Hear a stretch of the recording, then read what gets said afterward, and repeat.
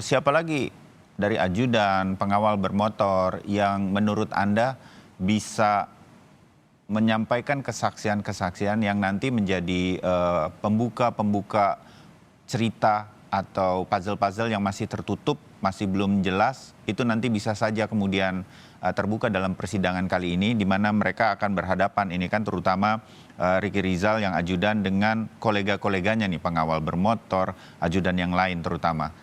Bung Martin, menurut Anda? Ya, yang paling penting nanti kan mengenai saksi-saksi ini ya, apa yang mereka sampaikan ya, yang mereka ketahui tentang peristiwa di Magelang, peristiwa di Saguling, dan peristiwa di Duren 3. Nah, kalau dari kriteria lokus ini dan tempus, tanggal 7 dan tanggal 8, kan ini harus disesuaikan dengan peran terdakwa masing-masing ya. Nah, seperti untuk Ricky ya, nanti pada saat dia dikonfrontir dengan Adzan Romer ya, itu kan Ricky sempat mengatakan bahwa dia tidak melihat Ferdy Sambo menembak ya.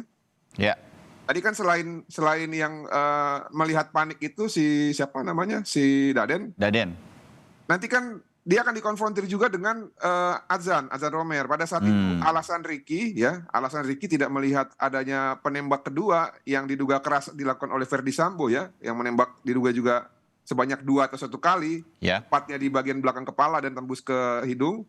Itu akibat adanya panggilan HT ya dari Adzan Romer, dan dia terdistract atau terkecoh lah atas panggilan dari HT tersebut. Di sini bisa dikonfirmasi ya, betul ada tidak panggilan itu, kira-kira begitu. Ya, sesuai pasal 185 ya, ayat 2 kalau saya nggak salah KUHP, kan kesaksian yang dijadikan alat bukti adalah kesaksian yang disampaikan di depan persidangan ya.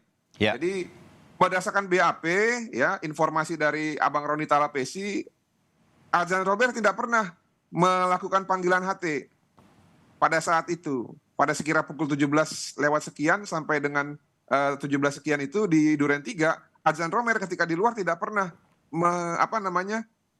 mengcopy HT gitu, sehingga masuk ke dalam frekuensi ataupun saluran dari HT ajudan yang lain. Nah, nanti ini akan menarik nih, Mas Bayu. Kenapa saya bilang menarik? Lalu kalau tidak ada panggilan HT dari Romer, maka kan patah itu kan. Bahwa Ricky Rizal sedang teralihkan sehingga tidak melihat kejadian setelah penembakan yang dilakukan oleh Eliezer. Nah, kita akan mengetahui apa yang terjadi. Baik.